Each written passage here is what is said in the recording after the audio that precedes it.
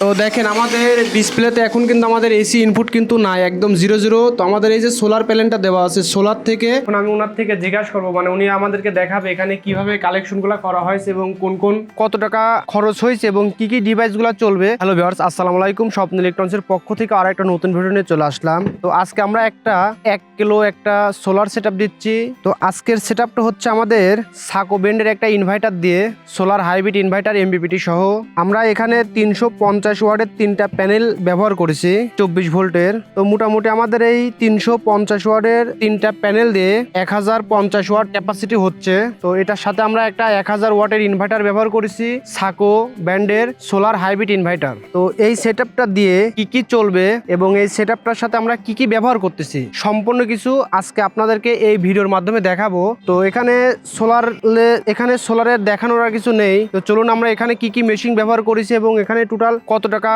খরচ হয়েছে এবং কি কি ডিভাইসগুলো চলবে A to Z আপনাদেরকে দেখাবো। অবশ্যই ভিডিওটা সম্পূর্ণ দেখার চেষ্টা করবেন এবং শেষ পর্যন্ত দেখবেন। তো ভিউয়ার্স, আমরা এখানে যেই কিলামটা ব্যবহার করেছি এটা হচ্ছে টিনের সাথে ব্যবহার করার একটা কিলাম। তো মোটামুটি টিনের সাথে আমাদের এই কিলামগুলা দিয়ে আমরা কিন্তু খুবই সুন্দরভাবে প্যানেলগুলোকে সেটআপ দিতে পারি। এখানে 3টা প্যানেল আমরা ব্যবহার করেছি। আমাদের এই চালটা একটু মানে সূর্যের দিকে হেলানো আছে, এজন্য আমাদের এখানে উঁচা করার কোনো প্রয়োজন হয় না। আমি যদি একটু সূর্যটা দেখাই, তো সূর্য থেকে সরাসরি আমাদের রোদটা কিন্তু সোলারের পরই পড়তেছে। তো এজন্য আমাদের সোলারটা মানে 20 ডিগ্রি যে অ্যাঙ্গেল দেওয়ার নিয়ম সেটা কিন্তু আমরা এখানে দেওয়ার কোনো প্রয়োজন পড়ে নাই। ভিউয়ার্স, আমাদের এই হচ্ছে আমাদের সাকো ব্র্যান্ডের 2 কিলোওয়াটের সোলার ইনভার্টার এমপিপিটি সহ আমরা আজকে আপনাদেরকে দেখাবো একটা সাকো 2 কেবি সোলার ইনভার্টার এমপিপিটি সহ এটা দিয়ে কি কি চলবে এবং কিভাবে কাজ করতেছে। তো এখানে আমরা যে সেটআপটা দিছি, আমাদের মিস্ত্রি সাহেব টেকনিশিয়ান,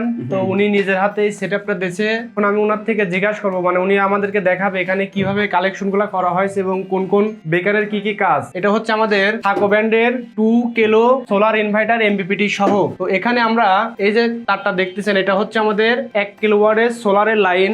তো আমাদের এই সোলারের লাইনটা সর্বপ্রথম আমাদের এখানে একটা সানটেকের ডিসি 63 অ্যাম্পিয়ারের ব্রেকার ব্যবহার করা হয়েছে। এটা দিয়ে আমাদের সোলারটা ইনপুট করা হয়েছে।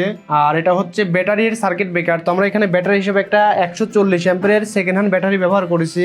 আর এটা হচ্ছে আমাদের এসি আউট, অর্থাৎ ইনভার্টার থেকে যে আউটপুটটা হবে অর্থাৎ আমাদের বাসায় যে লোড ক্যাপাসিটিগুলো চলবে সেটার হচ্ছে বেকার এটা। আর এটা হচ্ছে আমাদের এসি ইনপুট। আচ্ছা, তো আমরা এখন এই মেশিনটা টেস্ট করব, এটার কিরকম পারফরমেন্স হয় দেখবো। আচ্ছা, এখন আমাদের এই সেটআপে কারেন্ট, সোলার, ব্যাটারি 3টা সংযোগই দেওয়া আছে।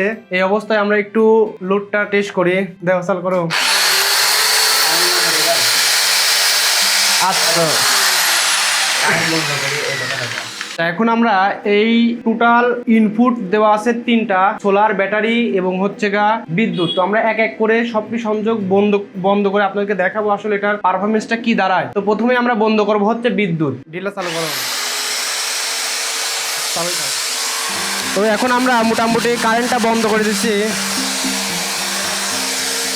তো অফ করো, বিল অফ করো। তো দেখেন আমাদের ডিসপ্লেতে এখন কিন্তু আমাদের এসি ইনপুট কিন্তু নাই, একদম 0 তো আমাদের এই যে সোলার প্যানেলটা দেওয়া আছে সোলার থেকে সরাসরি ব্যাটারি চার্জ হচ্ছে, প্লাস ব্যাটারি থেকে কিন্তু আমাদের এই লোডগুলা চলতেছে। তো আমি যদি এখন সোলারটা বন্ধ করে দেই, তো আমাদের কিন্তু সোলারটাও বন্ধ করে দিলাম ইতিমধ্যে। এখন আমাদের ব্যাটারি থেকে লোডগুলা চলবে।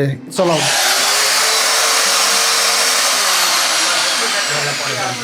আচ্ছা, তো এখন আমাদের ব্যাটারি থেকে লোড ক্যাপাসিটি চললো।